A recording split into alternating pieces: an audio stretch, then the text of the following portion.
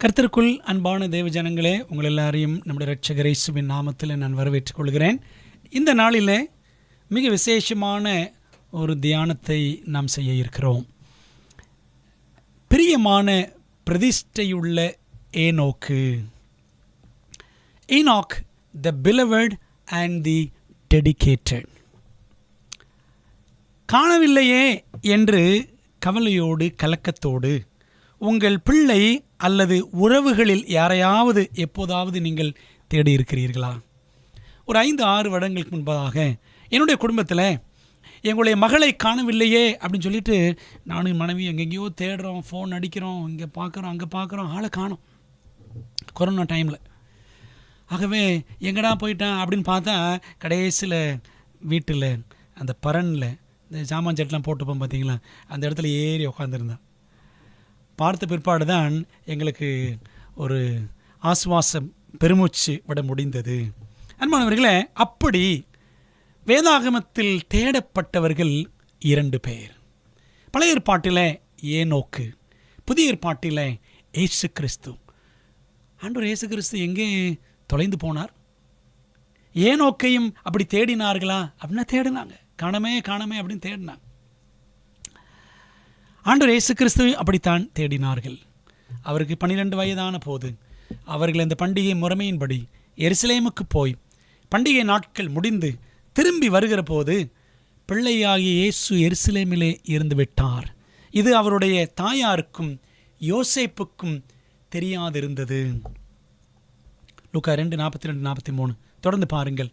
அவர் பிரயாணக்காரரின் கூட்டத்தில் இருப்பார் என்று அவர்கள் நினைத்து ஒரு நாள் பிரயாணம் வந்து உறவின் முறையாரிடத்திலும் அறிமுகமானவர்களிடத்திலும் அவரை தேடினார்கள்.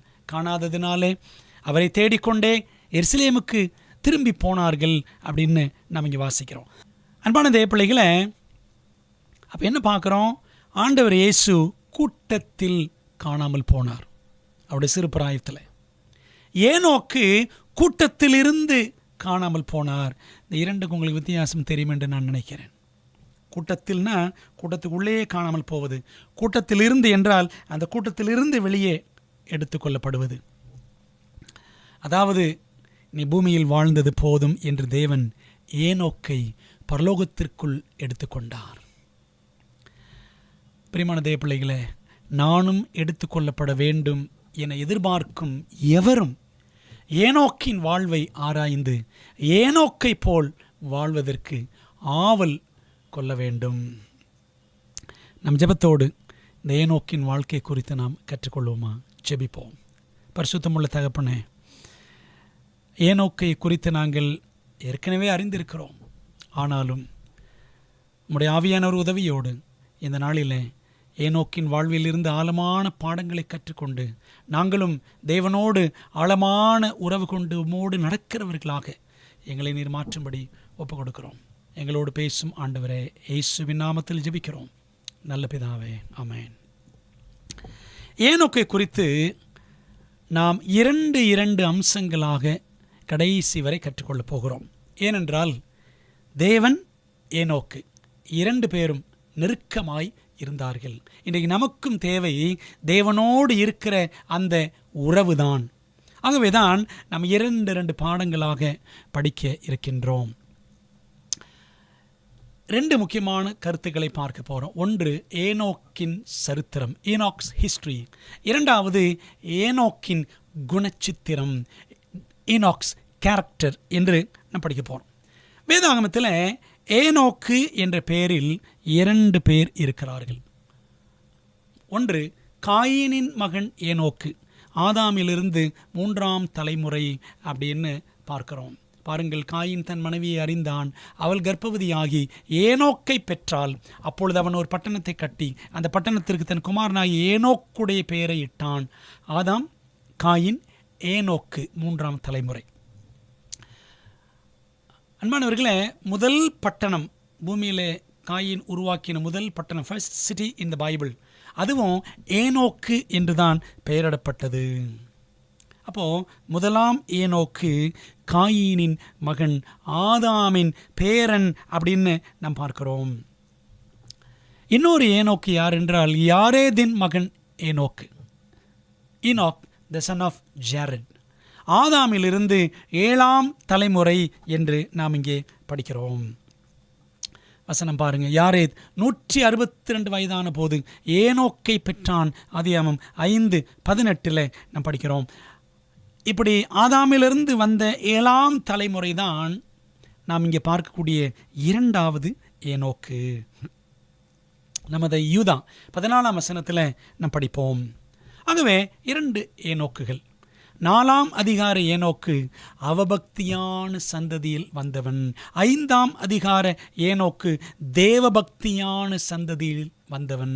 பார்த்தீங்களா, பாதியாம 4 அதிகாரம் 5 அதிகாரம். 4 அதிகாரம் முழுக்க கடவுள் பயப்படாதவங்க, 5ஆம் அதிகாரம் முழுக்க கடவுளுக்கு பயந்தவர்கள். அன்பானவர்களே, அப்போ இந்த 2 அதிகாரங்கள் என்ன காட்டுதுன்னா, உலகத்தின் கடைசியிலையும் 2 கூட்டம் இருக்கும். காலங்காலமாக 2 கூட்டம். ஒன்று அவபக்தி உள்ள கூட்டம், இன்னொன்று தேவபக்தி உள்ள கூட்டம். தேவபக்தியான ஏனோக்கை பற்றி வேதாகமத்தில் 5 இடங்களில் 12 வசனங்களில் மட்டுமே ஆவியானவர் எழுதி வைத்திருக்கிறார். இந்த ஏனோக்கை பற்றி மிக சுருக்கமாகத்தான் பைபிளில் இருக்கிறது.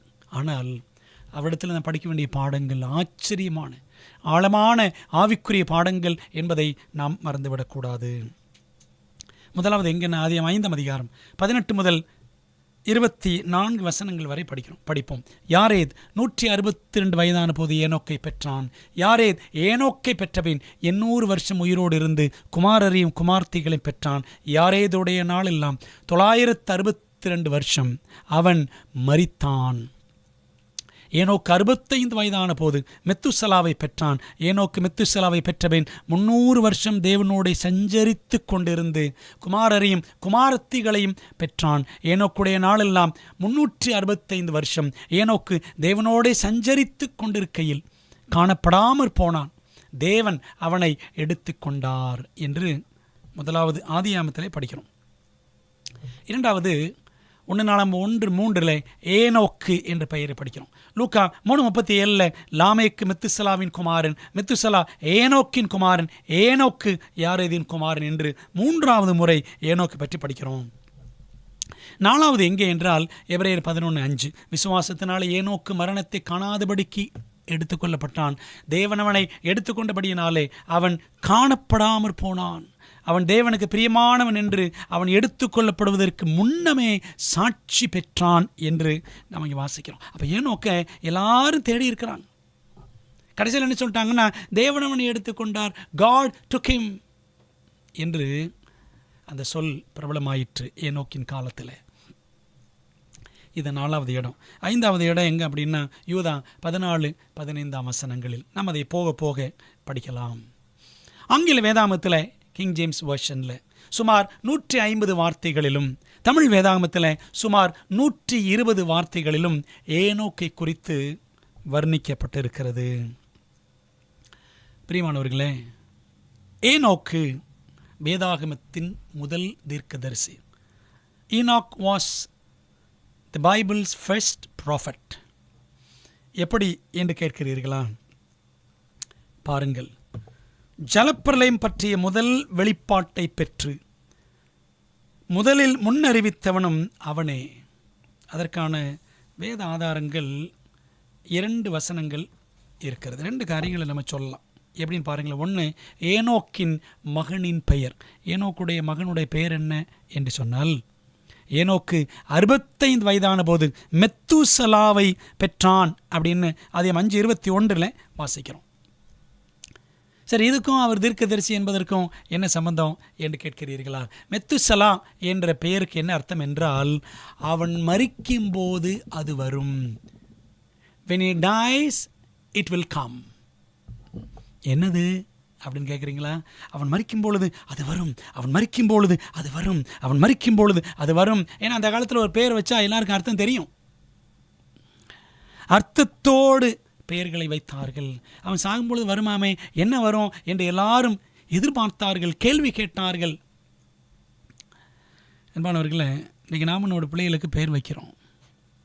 என்ன பெயர் வைக்கிறோம்? வாயிலே நுழைய மாட்டேங்குது. விதவிதமாக பேர் வைக்கிறோம். Chinese name, Japanese name, America name, அந்த நேம், இந்த நேம்னு வைக்கிறோம். புதுசாக தினசாக வைக்கிறோம். ஆனால் நாம் வைக்கிற பெயர்கள் அர்த்தமுடையதாக இருக்கிறதா? அந்த பெயர் கூட ஒரு ஊழியத்தை ஆண்டவருக்காக செய்கிறதா அப்படின்னு யோசித்து பாரு. வேதாமத்தில் இல்லாத பெயர்கள் அங்கே எவ்வளோ பெயர்கள் இருக்கிறது. ஆகவே அவன் வைத்த பெயர் தீர்க்க தரிசன ரீதியாக அர்த்தமுள்ள பெயர். மெத்துசலா என்றால் அவன் மரிக்கும்போது அது வரும், பின்னாடி பார்ப்போம். இரண்டாவது, யூதா நிருபத்தில் உள்ள 2 வசனங்கள், 14 மற்றும் 15 வசனங்கள். ஆதாமுக்கு 7ஆம் தலைமுறையான ஏனோக்கும், பார்த்தீங்களா, அது அந்த 2வது ஏனோக்கு, தேவபக்தியான ஏனோக்கு. இவர்களை குறித்து இதோ எல்லாருக்கும் நியாய தீர்ப்பு கொடுக்கிறதற்கும் அவர்களில் அவபக்தி உள்ளவர்கள் யாவரும் அவபக்தியாய் செய்து வந்த சகல அவபக்தியான கிரியைகள் நிமித்தமும், 3 முறை இங்கே படிக்கிறோம் அவபக்தி என்று சொல்லி. 4வது முறை பாருங்க, 15ஆம் வசனத்தில், தமக்கு விரோதமாய் அவபக்தி உள்ள பாவிகள் பேசின கடின வார்த்தைகள் எல்லாவற்றின் நிமித்தமும். ஆகவே ஏனோக்கின் காலத்தில் இருந்தவர்கள் அவபக்தி உள்ளவர்கள், தேவனுக்கு விரோதமாய் கடினமாய் பேசின பாவிகள். இவை எல்லாவற்றின் நிமித்தமும் அவர்களை கண்டிக்கிறதற்கும் ஆயிரமான தமது பரிசுத்தவான்களோடு கூட கர்த்தர் வருகிறார் என்று முன்னறிவித்தான். பார்த்தீங்களா, தீர்க்க தரிசனம் சொன்னான். அவர் வைத்த பெயர் தீர்க்க தரிசன பெயர். அவன் மரிக்கும்போது அது வரும். இரண்டாவது, இந்த ஏனோக்கு அறிவித்த செய்தி, ஆண்டவர் நியாயத்தீர்ப்பு கொடுக்க போகிறார், அவபக்தி உள்ளவர்களை கண்டிக்க போகிறார், அவர் வருகிறார் என்று அப்பொழுதே முன்னறிவித்தவன் ஏனோக்கு. நோவாவுக்கு முன்னாடியே முன்னறிவித்தவர் இந்த ஏனோக்கு என்று நாம் பார்க்கிறோம். அன்பானவர்களே, ஒரு அழகான வாசகம் பாருங்க, ஸ்டோரி ஆஃப் ரெடெம்ஷன், பக்கம் 57, மீட்பின் வரலாறு, பக்கம் 57. God communed with Enoch through his angels and gave him divine instruction. தேவன் தமது தூதர்கள் மூலமாக ஏனோக்கோடு தொடர்பு கொண்டார், பரலோக போதனையை அவனுக்கு கொடுத்தார். He made known to him that he would not always bear with man in his rebellion, that his purpose was to destroy the sinful race by bringing a flood of waters upon the earth. கலகம் செய்யும் மனிதனை தாம் எப்பொழுதுமே பொறுத்து கொள்வதில்லை என்பதை தேவன் அவனுக்கு வெளிப்படுத்தினார். பூமியின் மேல் ஜலப்பிரளயத்தை கொண்டு வந்து பாவமுள்ள இனத்தை அழிக்க வேண்டும் என்பது அவருடைய திட்டமாக, நோக்கமாக இருந்தது. அதை தேவன் ஏனோக்குக்கு வெளிப்படுத்தினார். அப்போ பாருங்களேன், இந்த ஜலப்பிரளயம் பற்றி முதல் வெளிப்பாட்டை பெற்றது ஏனோக்கு தான். ஏனோக்கு தான் முதல் தீர்க்கதரிசி அப்படின்னு தீர்க்க தரிசன ஆவியில் நாம் வாசிக்கின்றோம். அன்பானவர்களே, ஆகவே ஏனோக்கு முதல் தீர்க்கதரிசி. பெற்றோரின் பயபக்தியினால் பிள்ளைகள் பெறும் 2 ஆசீர்வாதங்கள். ஏனோக்கு தேவனோடு நடந்த ஒரு மனிதன், அதனால் உண்டான ஆசீர்வாதங்கள் சந்ததிக்கு என்னென்ன? 2 blessings of parental godliness to the children. என்னென்ன ஆசீர்வாதம் பாருங்களேன். மெத்துசலா பிறந்த பின் ஏனோக்கு 300 வருடங்கள் தேவனோடு நடந்தான் அப்படின்னு ஆதியாகமம் 5:22 நம்ம படிக்கிறோம். அதாவது 300 வருடங்கள் தன் தகப்பன் தேவபக்தியாய் பரலோக தேவனுடன் நெருங்கி வாழ்கிறதை மெத்துசலா மகன் கண்கூடாக கண்டிருக்கிறான். அதனால் உண்டான ஆசீர்வாதங்கள் என்னென்ன தெரியுமா? 2 ஆசீர்வாதங்கள். 1, நீடித்த வாழ்வு, லாங் லைஃப். மெத்துசலா வாழ்ந்த ஆண்டுகள் மொத்தம் 969. அதாவது தன் தகப்பன் ஏனோக்கை காட்டிலும் 604 ஆண்டுகள் அவன் கூடுதலாக வாழ்ந்தான். ஏனோக்கு 365, மகன் மெத்துசலா 969. அப்பாவை காட்டிலும் பிள்ளை, அதை சொல்லுவாங்கள்ல, தகப்பன் 8 அடி அப்படின்னா குட்டி 16 அடி அப்படின்னு சொல்லுவாங்க.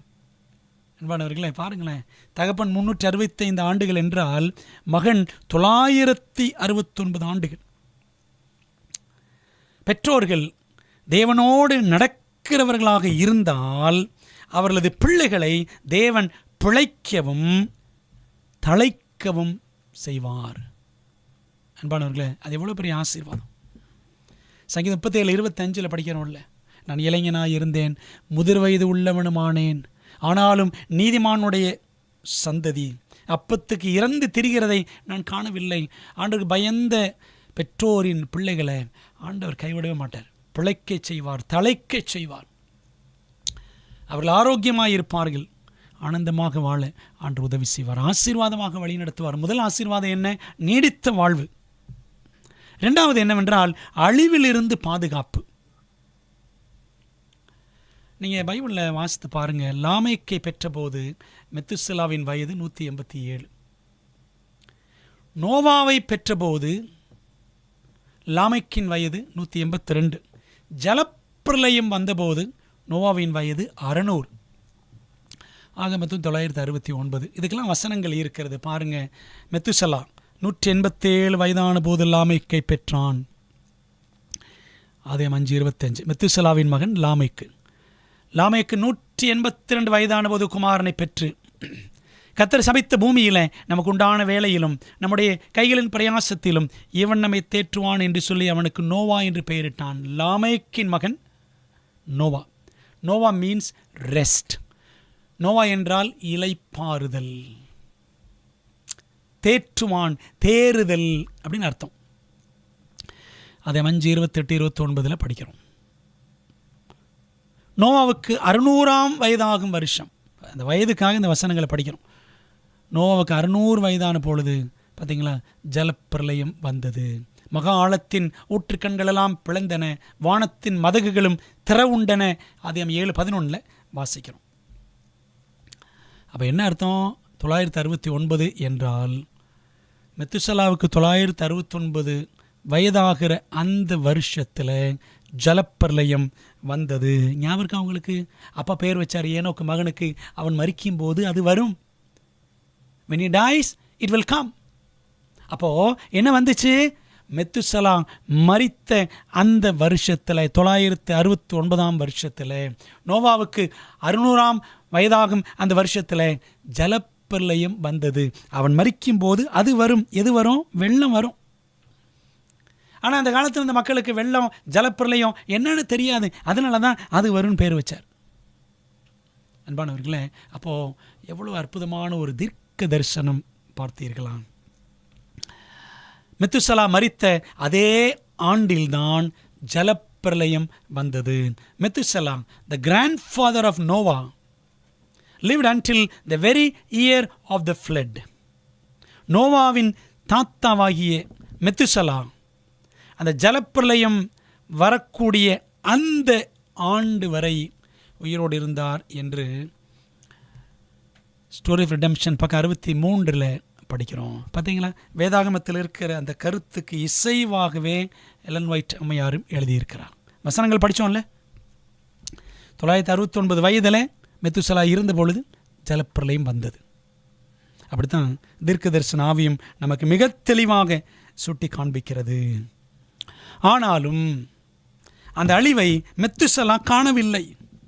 ஏனோக்கு தேவனோடு நடந்தபடியால், தேவனோடு உறவில் இருந்தபடியால் அவன் குமாரனை இந்த பூமியில் தேவன் ஆசீர்வாதமாக வைத்தார். பெற்றோரே, உங்கள் பிள்ளைகளுக்கு நீங்கள் பின்வைத்து போவது என்ன? காரு, பங்களா, சொத்து, சுகம். என்னுடைய கவர்மெண்ட் வேலையை, என்னுடைய சென்ட்ரல் கவர்மெண்ட் வேலையை என் பிள்ளையை கிடச்சிடணும். இப்படி தான் நினைக்கிறோம். இதைத்தான் ஆசீர்வாதமாக நினைக்கிறோம். அன்பானவர்களே, நம்முடைய பிள்ளைகளுக்கு சத்தியத்தை கொடுத்து செல்கிறோமா? அவர்கள் பயபக்தியிலே வளர்வதற்கு அவர்களுக்கு நாம் முன்மாதிரியை வைத்து செல்கிறோமா? யோசித்து பாருங்க. What is the legacy that we leave behind for our generations? நம்முடைய தலைமுறைகளுக்கு நாம் வைத்து போகிற சொத்து என்ன என்பதை யோசித்து பார்க்கணும். வீடும் ஆஸ்தியும் பிதாக்கள் வைக்கும் சுதந்திரம். பைபிள் சொல்லுது, உண்மைதான். வீடு ஆஸ்தி மட்டும் வச்சுட்டு போனால் போதாது, நல்ல முன்மாதிரியை வைத்து செல்ல வேண்டும். பாருங்களேன், ஏனோக்கு மகனுக்கு வைத்து சென்ற முன்மாதிரி அது சந்ததி சந்ததியாக ஆசீர்வாதமாக இருந்தது அப்படின்னு பார்க்க போகிறோம். மெத்துசலா தன் பேரன் நோவாவுக்கு தன் அப்பாவின் அனுபவங்களை பகிர்ந்திருப்பான். அதனால தான் ஏனோக்கின் கொள்ளு பேரன் நோவாவும் தேவனோடு சஞ்சரிக்க ஆரம்பித்து விட்டான். நீங்கள் பாருங்கள், வேதாமத்தின் பக்கங்களில் தேவனோடு நடந்தவர்கள் என்று சொல்லப்பட்டிருக்கிறவர்கள் 2 பேர். ஒன்று ஏனோக்கு, இன்னொன்று நோவா. யாரேதின் மகன் ஏனோக்கு, லாமேக்கின் மகன் நோவா. ஏனோக்குடைய கொள்ளு பேரன் நோவா. லாமேக்குடைய மகன் நோவா. மெத்துசலாவுடைய பேரன் நோவா. அப்போது தாத்தா மெத்துசலா கிட்ட இருந்து நோவா நிறைய பாடங்களை, மெத்துசலா அவங்க அப்பாவை பற்றி, ஏனோக்கை பற்றி தன்னுடைய பேரன்ட்ட சொல்லியிருப்பார் நோவா கிட்ட. இதை கேட்டு நோவா, என்னுடைய கொள்ளு தாத்தா மாதிரி நானும் தேவனோடு நடக்க வேண்டும் என்று ஏனோக்கை போல இந்த நோவாவும் தேவனோடு நடந்தான். நோவாவின் வம்ச வரலாறு, நோவா தன் காலத்தில் இருந்தவர்களுக்குள்ளே, அந்த துன்மார்க்கருக்குள்ளே கடவுள் பயந்தவங்களும் கொஞ்சம் பேர் இருந்தாங்க. நீதிமானும் உத்தமனுமாய் இருந்தான். நோவா தேவனோடு சஞ்சரித்து கொண்டிருந்தான். அப்படின்னா ஆங்கிலத்தில் நோவா வாக்ட் வித் காட், தேவனோடு நடந்தான் அப்படின்னு. அதே 6:9 படிக்கிறோம். ஏனோக்கை பற்றியும் அப்படித்தான் வேதம் சொல்லுகிறது, நோவாவை பற்றியும் வேதம் அப்படித்தான் சொல்லுகிறது. பிரியமான தேவ பிள்ளைகளே, மனுக்குலம், அதாவது நீங்களும் நானும் படைக்கப்பட்ட நோக்கம் என்ன? தேவனுடைய நோக்கம் என்னவென்றால், நாம் தேவனோடு நடக்க வேண்டும், நாம் தேவனோடு இருக்க வேண்டும் என்பதற்காகவே தேவன் நம்மை படைத்தார். தேவபக்தியுள்ள சந்ததியாக நாம் உருவாக வேண்டும் என்று நம்மை படைத்தார். மல்கியா 2:15 படித்து பாருங்கள். பைபிளில் படிக்கணும். ஆதியாகமம் 3:8 ஆதாம் ஏவாளை தேவன் படைத்த பொழுது பகலில் குளிர்ச்சியான வேளையிலே தோட்டத்தில் உலாவுகிற தேவனாகிய கர்த்தருடைய சத்தத்தை அவர்கள் கேட்டார்கள். பார்த்தீங்களா, முதல் பெற்றோர், முதல் தம்பதி ஆதாம் ஏவாள் தேவனோடு உலாவினார்கள், தேவன் அவர்களோடு உலாவினார் அப்படின்னு நாம் படிக்கிறோம். இதுக்கு தான் ஆண்டவர் மனிதனை படைத்தார். இது பழைய ஏற்பாட்டில். புதிய ஏற்பாட்டில் நான் பார்த்தோம் என்றால் 12 சீஷர்களை இயேசு அழைத்தாரே எதற்காக? 3 நோக்கங்கள் இருக்கிறது. மார்க் 3:14-15 வசனங்கள் படித்து பாருங்கள். அப்பொழுது அவர் 12 பேரை தெரிந்து கொண்டு அவர்கள் தம்மோடு கூட இருக்கவும், 2வது பிரசங்கம் பண்ணும்படியாக தாம் அவர்களை அனுப்பவும், 3வது என்ன அப்படின்னா இந்த பிசாசு பிடிச்சவங்க, வியாதியில் இருக்கிறவர்கள், இவர்கள் எல்லாரும் விடுவிக்கவும் அப்படின்னு அடுத்த வசனம் இருக்கும். இந்த 3 நோக்கங்களில் முதன்மை நோக்கம் என்ன? அவர்கள் தம்மோடு கூட இருக்கவும். we must be with God. தேவனோடு இருக்கிறோமா? தேவனோடு நேரம் செலவழிக்கிறோமா? தேவனோடு உறவு இருக்கிறதா? இதற்கு தாங்க ஆண்டவர் மனிதனை படைத்தார் இந்த உலகத்தில். இதை விட்டுட்டு ஊர் உலகம் சுற்றிட்டு இருக்கிறோம். பணம், சம்பாத்தியம், இப்படி தான் மனம் போய்கொண்டு இருக்கிறது. அன்பானவர்களே, ஊர் உலகம் போகிறதோ, வேலை செய்கிறது, சம்பாதிக்கிறதோ தப்பு கிடையாது. ஆனால் இவை எல்லாவற்றுக்கு மேலாக தேவனோடு இருக்கிற உறவை நாம் தக்க வைத்துக் கொள்ள வேண்டும். இப்போ பாருங்கள், இதுக்குத்தான் நம்மை தேவன் படைத்தார். ஆனால் நாமோ தேவனை இன்று விட்டுவிட்டு ஏனோ தானோ என்று நடக்கிறோம். தேவனோடு நடக்கிறோமா, ஏனோ தானோ என்று நடக்கிறோமா என்பதை நாம் சிந்திக்கணும். இப்போ முதல் காரியம் படித்தோம், ஏனோக்கின் சரித்திரம் பார்த்தோம் சுருக்கமாக. ஏனோக்கின் குணச்சித்திரம், ஏனோக்ஸ் கேரக்டர். ஏனோக்கு என்ற பெயருக்கு பிரதிஷ்டை உள்ளவன், அர்ப்பணிக்கப்பட்டவன், கான்சக்ரேட்டட், டெடிக்கேட்டட் அப்படின்னு அர்த்தம். டீச்சர் என்ற ஒரு அர்த்தமும் இருக்கிறது. போதிக்கிறவன், போதிச்சார்ல, அவன் மரிக்கும்போது அது வரும், அவன் நியாயந்திருக்க வருகிறார் என்று முன்னறிவித்தார் அல்லவா? அன்பான தேவ பிள்ளைகளை, அந்த காலத்தில், அவபக்தி உள்ளவர்கள் நிறைந்த அந்த காலத்தில் ஏனோக்கின் வாழ்க்கை முழுவதும் பரிசுத்தம் என்ற காரியம்தான் அலங்காரமாக ஜொலித்தது. 2 விதமான பரிசுத்தத்தை அவருடைய வாழ்க்கையில் நாம் பார்க்கலாம். குடும்ப பொறுப்புடன் கூடிய பரிசுத்தம், holiness along with family commitment. குடும்பம்னு ஆனதுக்கப்புறம் எங்கெங்கே கடவுள் பக்தி, ஜெபம் பண்ணுறது, பைபிள் படிக்கிறது, சர்ச்சுக்கு போகிறது, இதெல்லாம் சாத்தியமே கிடையாது. தேவபக்தியில் வளருவது சாத்தியம் கிடையாது. குடும்பத்தில் மனைவி கவனிக்கணும், பிள்ளைகளை கவனிக்கணும், மாமியார் மாமனார், பல வேலைகள் அப்படின்னு அநேகர் நினைக்கிறார்கள். அதை பொய்யாக்கினவர் ஏனோக்கு. பாருங்கள், ஏனோக்கு மெத்துசலாவை பெற்ற பின் 65 வயசில் 300 வருஷம் தேவனோடு சஞ்சரித்து கொண்டிருந்து குமாரரையும் குமாரத்திகளையும் பெற்றான். எத்தனை பிள்ளைகளை பெற்றாரோ தெரியல. பிள்ளை மெத்துசலா. அதை 5:22 படிக்கிறோம். அன்பானவர்களே, ஏனோக்குக்கு இன்னும் குமாரர் குமார்த்திகள் பிறந்தார்கள் என்று வேதம் கூறுகிறது. ஆனாலும் அவன் தேவனோடு நடந்தான். குடும்ப பொறுப்புகள், குடும்ப சுமைகள் நிமித்தம் அவர் தேவனோடு நடக்கிற அனுபவத்தை இழந்து விடவில்லை. அந்த குடும்ப பொறுப்போடு கூட பரிசுத்தத்தையும் அவர் காத்து கொண்டார். தலைமகன் பிறந்த பின் ஏனோக்கு ஓர் உயரிய அனுபவத்தை அடைந்தான். அவன் தேவனோடு மிகவும் நெருக்கமாக உறவு கொண்டான். தேவனுடைய பிள்ளையாகிய தனது பொறுப்பையும் கடமைகளையும் மிக அதிகமாக உணர்ந்து கொண்டான். தகப்பன் மீது காட்டும் குழந்தையின் அன்பு, அந்த மெத்துசலா காட்டின அன்பு, தகப்பனின் பாதுகாப்பில் குழந்தை கொண்டிருக்கும் எளிய நம்பிக்கை. குழந்தை பார்த்தீங்கன்னா சிம்பிள் ட்ரஸ்ட் இருக்கும். அந்த குழந்தைக்கு அப்பா அம்மா பார்த்துக்குவாங்க.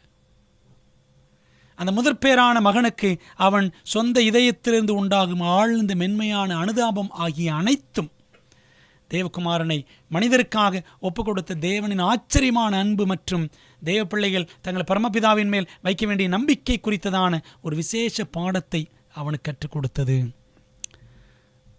முற்பிதாக்களும் தீர்க்கதரிசிகளும் புத்தகத்தில் நாம் அதை படிக்கிறோம், பக்கம் 84. அப்போ அந்த மெத்துசலாவை வளர்க்க எப்படி ஒரு பிள்ளை தகப்பனை சார்ந்திருக்கிறது, ஒரு தகப்பன் எப்படி பிள்ளையை நேசிக்கிறான், இதன் வழியாக தேவன் எப்படி நம்மீது அன்பு கூறுகிறார், எப்படி தமது குமாரனை நமக்காக கொடுத்தார், நான் எப்படி தேவனை நம்பணும் என்ற பாடத்தெல்லாம் ஏனோக்கு கற்றுக்கொண்டாராம். அப்போ ஏனோக்குக்கு தெரியுமா கிறிஸ்து பூமியில் வருவார், மரிப்பார், இதெல்லாம் அவருக்கு தெரியும். தீர்க்க தரிசனமாக தேவன் வெளிப்படுத்தி இருந்தார் என்பது நமக்கு தெரிய வருகிறது. பார்த்திங்கன்னா, அந்த குடும்ப பொறுப்பில் தான் பரிசுத்தத்தில் வளர்வதற்கான வாய்ப்பு அதிகம். Enoch walked with God. He honored God in every affair of life. In his home and in his business, he inquired, will this be acceptable to the Lord? ஏனோக்கு தேவனோடு நடந்தான். தன் வாழ்வின் ஒவ்வொரு பகுதியிலும் அவன் தேவனை கனம் பண்ணினான். தன்னுடைய வீட்டிலும் தன்னுடைய கையின் பிரயாசத்திலும் அவர் ஒரு கேள்வி அடிக்கடி கேட்டுக்கொள்வாராம், இது தேவனுக்கு பிரியமாய் இருக்குமா, இது தேவனுக்கு ஏற்புடையதாக இருக்குமா என்று அவர் கேட்டு கேட்டு செயல்படுவாராம். மை லைஃப் டுடே என்ற புத்தகத்தில் பக்கம் 98 வாசிக்கிறோம். அன்பானவர்களே, ஏனோக்கை பற்றி இன்னும் நீங்கள் அதிகமாய் கற்றுக்கொள்ள வேண்டுமா? Living the life of Enoch, ஏனோக்கின் வாழ்வை வாழ்தல் என்ற ஒரு பிடிஎஃப் இருக்கிறது ஆங்கிலத்தில். எலன் ஒயிட் அவருடைய எழுத்துக்களிலிருந்து எடுக்கப்பட்ட தொகுப்பு, ஒரு 54 பக்கங்கள் இருக்கும். மிக அருமையான ஒரு பிடிஎஃப். நீங்கள் அதை படிங்க, ஆங்கிலத்தில் இருக்கிறது. வேண்டுமென்றால் நீங்கள் கேளுங்கள். நம்முடைய டிஸ்கிரிப்ஷன் பாக்ஸில் நாங்கள் அதை பதிவிடுகிறோம், நீங்கள் அதை எடுத்துக்கொள்ளலாம். அன்பானவர்களே, அப்போது குடும்ப பொறுப்போடு கூடிய பரிசுத்தம். 2வது, கொடியவர்கள் மத்தியில், அவபக்தி உள்ளவர்கள் மத்தியில் அன்றாட பரிசுத்தம். டெய்லி ஹோலி வாக் அமிட்ஸ் த விக்கெட். தேவனை பிரியப்படுத்தி வாழ்வதே கிரமம், அதான் கிரமமான வாழ்க்கை. சுயத்தை ஒதுக்கிவிட்டு தேவனை பிரியப்படுத்தி வாழ்வதுதான் கிரமமான கிறிஸ்தவ வாழ்க்கை. தேவனை பிரியப்படுத்தாமல் சுயத்தையே பிரியப்படுத்தி வாழ்வது என்பது அக்கிரமமான கிறிஸ்தவ வாழ்க்கை. ஏனோக்கின் காலத்தில் அக்கிரமக்காரர் மிகுந்திருந்தனர் என்பதின் பொருள் இப்பொழுது உங்களுக்கு புரிகிறதா? பெரியமானவர்களே, இந்த கடைசி நாட்களில் நாம் இந்த கொடிய காலத்தில் எப்படி வாழ்கிறோம்? பிரதிஷ்டை உள்ளவர்களாக நாம் வாழ்ந்தால் தேவனை பிரியப்படுத்தி வாழ்தல் என்பது நமக்கு சாத்தியமாகும். பாபிலோனில் இருந்து கொண்டே தேவனுக்கு பிரியமானவன் என்று 3 முறை பரலோகத்தால் பாராட்டு பெற்றவர் தானியேல் தீர்க்கதரிசி. வசனங்கள் பாருங்க. நீ மிகவும் பிரியமானவன் என்று கேப்ரியேல் தூதன் சொன்னான். தானியேல் 9:23. அவன் என்னை நோக்கி, பிரியமான புருஷனாகி தானியேலே. தானியேல் 10:11. 19 வசனம் படித்து பாருங்க. இப்படி 3 முறை நீ மிகவும் பிரியமானவன், கிரேட்லி பிலவட் அப்படின்னு படிக்கலாம். அன்பான தேவ பிள்ளைகளே, பரலோக தூதர்கள் இறங்கி வந்து அழகாக வாழ்த்து சொல்லியிருக்கிறாங்க, நீ மிகவும் பிரியமானவன். கிறிஸ்துவன் சொல்லியிருக்கிறார் தானியேலை பார்த்து, நீ மிகவும் பிரியமானவன். நீங்கள் தானியேல் நான் சொன்ன அந்த வசனங்கள்லாம் படித்து பாருங்கள், உங்களுக்கு புரியும். அன்பான தேவ பிள்ளைகளை, இந்த ஒரே ஒரு முறை வாழ்க்கையில் தேவனுக்கு பிரியமானவன் என்று உயிரோடு இருக்கும்போதே நாம் பரலோகத்தின் சாட்சியை பெற வேண்டும். இல்லையேல் இவ்வுலகத்தில் நாம் கிறிஸ்தவர்களாக வாழ்ந்தும் பயனில்லை என்பது தெளிவாகிவிடும். 2 விதத்தில் அவர் பரிசுத்தத்தை காத்து கொண்டார், குடும்பத்திலும் வாழ்ந்த சமுதாயத்திலும். 2 தீங்குகள் நமக்கு முன்பாக இருக்கிறது. 2 பெரில்ஸ். என்ன 2 தீங்குகள் என்று கேட்கிறீர்களா? தேவனோடு நடவாமல் இருப்பதற்கு நம்முன் 2 தடைகளான தீமைகள் இருக்கின்றன. ஒன்று என்ன அப்படின்னா, சுற்றுப்புற செல்வாக்கு, த பெரில் ஆஃப் சரவுண்டிங் இன்ஃப்ளூயன்ஸ்.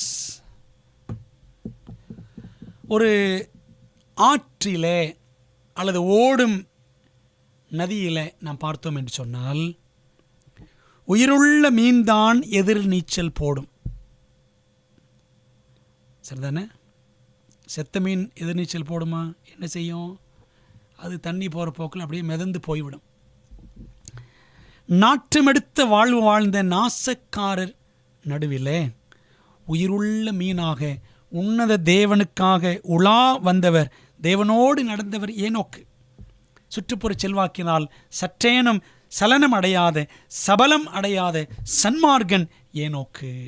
சுற்றி இருக்கிற காரியங்கள் கவர்ச்சிகரமாக இருக்கும், நம்மை மயக்குகிறதாக இருக்கும், ஆபாசமாக இருக்கும். ஆனால் அன்பானவர்களே, இதனால் நம்முடைய மனம் சலனம் அடைந்து விடக்கூடாது, சபலம் அடைந்து விடக்கூடாது. ஆனால் நம்ம சுற்றி இருக்கிற செல்வாக்கு, இந்த தீங்கு மிகவும் கொடியதாகத்தான் இருக்கிறது. ஆனால் நான் உயிருள்ள மீனா செத்த மீனா என்று கேட்டு பாருங்கள். இன்றைக்கு நாம் பார்க்கிறோம் எத்தனை தீமைகள். நம்ம கையில் வைத்திருக்கிற அந்த அலைபேசி, மொபைல் வழியாக எவ்வளவு சோதனைகள் நமக்கு இருக்கிறது. இந்த சுற்றுப்புற செல்வாக்கு என்னை கட்டுப்படுத்துகிறதா என்பதை நாம் சிந்திக்க வேண்டும். 2வது, தேவனுக்காக வாழ்வது கடினம் என்று எண்ணும் கடின மனநிலை, த பெரில் ஆஃப் ஹார்ட் ஹார்ட்டட்னஸ். அதெல்லாம் முடியாதுங்க இந்த காலத்தில், அதெல்லாம் கடவுளுக்கு பயந்து தேவனுக்காக வாழ்கிறது. 21ஆம் நூற்றாண்டில் இருக்கிறோம், இன்னும் இந்த காலத்தில் போய் ஆண்டவர் பக்தி என்று சொல்லுகிறவர்களும் நாம் பார்க்கிறோம்.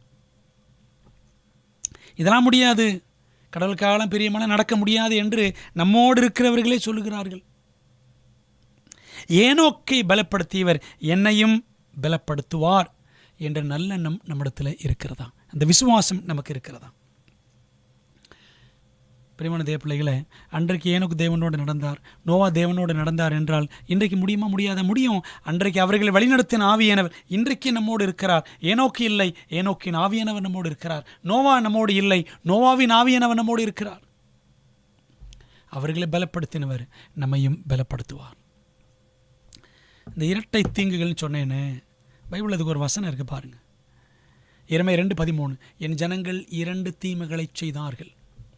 ஜீவத்தண்ணீர் ஊற்றாகிய எண்ணெய் இயேசுவை விட்டு விட்டார்கள். தண்ணீர் நிற்காத தொட்டிகளாகிய வெடிப்புள்ள தொட்டிகளை தங்களுக்கு வெட்டி கொண்டார்கள். ஜீவத்தண்ணீர் விட்டுட்டாங்க, ஜீவத்தண்ணீர் பாத்திரமாகிய கிறிஸ்துவை விட்டு விட்டார்கள். நம்ம என்ன செய்கிறோம்? எல்லாரும் ஓட்ட பாத்திரங்களை வச்சுட்டு இருக்கிறோம். தண்ணீர் நிற்காத தொட்டிகளாகி வெடிப்புள்ள தொட்டிகளை தங்களுக்கு வெட்டி கொண்டார்கள். ஆண்டவர் விட்டுட்டு நிலையான நகரத்தை, நித்திய ஜீவனான கிறிஸ்துவை நாம் விட்டுவிட்டு என்ன செய்கிறோம்? இந்த உலகத்தின் காரியங்களை பிடித்து கொண்டு நிலையில்லாத காரியங்களை நாம் தேடி ஓடிக்கொண்டிருக்கிறோம்.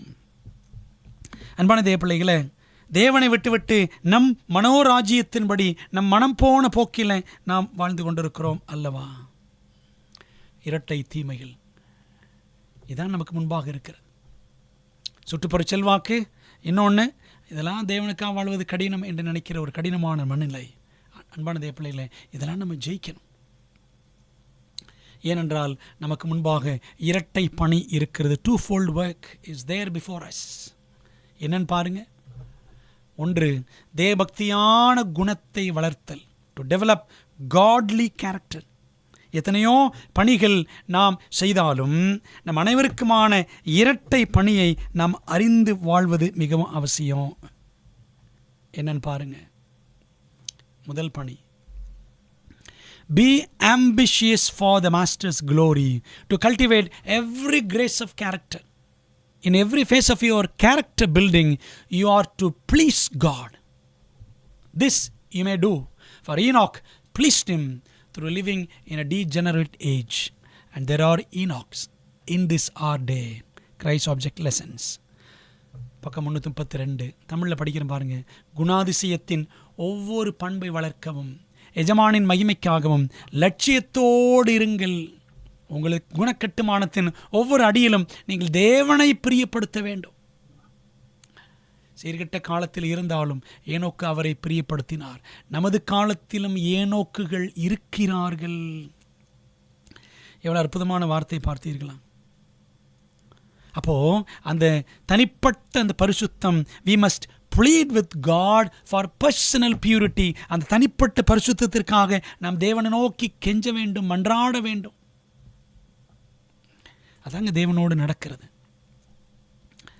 இது நமக்கு இருக்கிற முதல் முக்கியமான பணி, குண வளர்ச்சி. கிறிஸ்துவை போன்ற இந்த குண வளர்ச்சி. நாம் அவபக்தியையும் லௌகிக இச்சைகளையும் வெறுத்து தெளிந்த புத்தியும் நீதியும் தேவபக்தியும் உள்ளவர்களாய் ஜீவனம் பண்ண வேண்டும். தீத்து 2:12 நாம் படிக்கிறோம் அல்லவா? இரண்டாவது பணி என்ன தெரியுமா? தேவனிடம் பயபக்தி உள்ளவர்களாவதின் அவசியத்தை அறிவித்தல். To declare the need of godliness. தேவனிடத்தில் திரும்புங்கள், பாவம் செய்யாதிருங்கள், பக்தி உள்ளவர்களாக மாறுங்கள் என்பதை நாம் அறிவிக்கணும். சத்தியத்தை அறிவிக்கணும். இந்த உலகம் அழியப் போகிறது என்பதை நாம் அறிவிக்க வேண்டும். உலகம் சடிதியாய் அழியப் போகிறது. பரலோகம் விரைவில் வரப்போகிறது. தேவனிடம் திரும்புங்கள் என்ற செய்தியை அன்போடும் அறச்செயல்களோடும் நம்ம அறிவிக்கணும். பிறகு நன்மை செய்யணும். வெறும் ஊழியம் சத்தியம் மட்டும் சொல்வது போதாது. பிறகு செய்ய வேண்டிய நன்மைகள், உதவிகள் இதெல்லாம் நம்ம செய்யணும். அப்படியானால் இது எப்படி சொல்லலாம்? plead with men about the swift destruction of this temporary world. நிலையற்ற இந்த தற்காலிகமான உலகம் மிக சீக்கிரமாய் அழியப் போகிறது என்பதை நாம் ஜனங்களிடத்தில் கெஞ்சி பாரத்தோடு நாம் அறிவிக்க வேண்டும். 2 விதமான ப்ளீடிங். என்னுடைய தனிப்பட்ட ரட்சிப்புக்காக நாம் ப்ளீட் பண்ணணும், ஆண்டவர்கிட்ட மன்றாடணும். மற்றவர்கள் ரட்சிப்புக்காக அவர்களிடத்தில் நாம் என்ன செய்யணும்? நம்ம கெஞ்சி சத்தியத்தை அறிவிக்கணும். பிரியமான தேவ பிள்ளைக்கு தான் நம்முடைய வேலை. இரட்டை பணி. புரியுதா உங்களுக்கு? இந்த 2 காரியங்களாம் படிச்சுக்கிட்டு வர்றோம். அன்பானவர்களே, முதல் தலைமுறை மனிதனான ஆதாமும் அவனது சந்ததியும் ஏனோக்கை போல எடுத்துக்கொள்ளப்பட்டிருந்திருக்க வேண்டும். பாவம் செய்யாமல் இருந்திருந்தால் ஆண்டவன் செஞ்சிருப்பார். ஆதாமையும் அவன் சந்ததியும் உயிரோடு பரலோகத்தை எடுத்துக்கொள்வதற்கான வாய்ப்பு இருந்திருக்கிறது. ஆனால் பாவம் நுழைந்து பாதகம் பண்ணிவிட்டது. வேதாந்தத்தில் பாருங்க, உயிரோடு பரலோகம் சென்ற மனிதர்கள் இதுவரைக்கும் 2 பேர். மரிக்காமல் உயிரோடு பரலோகம் சென்றவர்கள். ஒன்று ஏனோக்கு, இன்னொன்று எலியா என்று வேதம் நம்ம காட்டுகிறது. இதுலேயும் அந்த 2 பேரை பார்க்குறோம். எலியா ஒரு தனி மனிதன், ஏனோக்கு ஒரு குடும்பஸ்தன். அப்போ என்ன பாடம் அப்படின்னா, எந்த நிலையில் இருந்தாலும் தேவனோடு நடக்கிற அந்த பந்த நிலையில், பரிசுத்த உறவில் நாம் அனைவரும் இருக்க வேண்டும் என்பதை மனதில் ஆழமாக திட்டவட்டமாக நாம் பதித்து கொள்ள வேண்டும். ஆமோஸ் 3:3 பாருங்க. ஏன் 2 பேரா 2 ஜோடியாக பாடம் படித்தோம் என்றால், பைபிள் அப்படித்தான் சொல்லுது. 2 பேர் ஒருமனப்பட்டிருந்தால் ஒழிய ஒருமித்து நடந்து போவார்களோ. அப்போது ஏனோக்கின் இருதயம் தேவனோடு ஒருமித்து இருந்தது. தேவனுடைய இருதயம் ஏனோக்கோடு ஒருமித்து இருந்தது. திருமண வாழ்க்கையும் அப்படித்தான். கணவன் மனைவி 2 பேரும் அந்த ஒத்த கருத்துடன் ஒருமித்து இருந்தால்தான் அவர்கள் ஒருமித்து செயல்பட முடியும். அன்பானவர்களே, முதல்ல நமக்கும் ஆண்டவருக்கும், எனக்கும் ஆண்டவருக்கும் இந்த உறவு இருந்தால் தான் மற்ற எல்லாரிடத்திலும் உறவு சரியாக இருக்கும். ஆகவே our time also for translation is nearing. Are we also God fearing? நாமும் அந்த மறுவப்படுவதற்கான எடுத்துக்கொள்ளப்படுவதற்கான காலம் நெருங்கி கொண்டிருக்கிறது. நாம் மிகவும் தேவபக்தி உள்ளவர்களாய் நம்ம எல்லாரும் இருக்கிறோமா என்பதை மனதில் வைத்து சிந்திப்போம். ஆண்டோடு நெருங்கி நடக்க நம்மை அர்ப்பணிப்போம். அன்பானவர்களே, தேவனோடு உள்ள உறவில வளர வேண்டும் என்பது நம்முடைய தாகமாக, வேகமாக, நம்முடைய மோகமாக, நம்முடைய பாரமாக இருக்கட்டும். ஆண்டவரே, என்னையும் ஒரு ஏனோக்காய் மாற்றும் என்று ஒப்படைப்போம். அர்ப்பணிப்போமா? ஜெபிப்போம். எங்கள் நல்ல தகப்பனே, இந்த நாளிலே தேவன் கொடுத்த ஏனோக்கின் முன்மாதிரிக்காக ஆண்டவருக்கு நன்றி செலுத்துகிறோம்.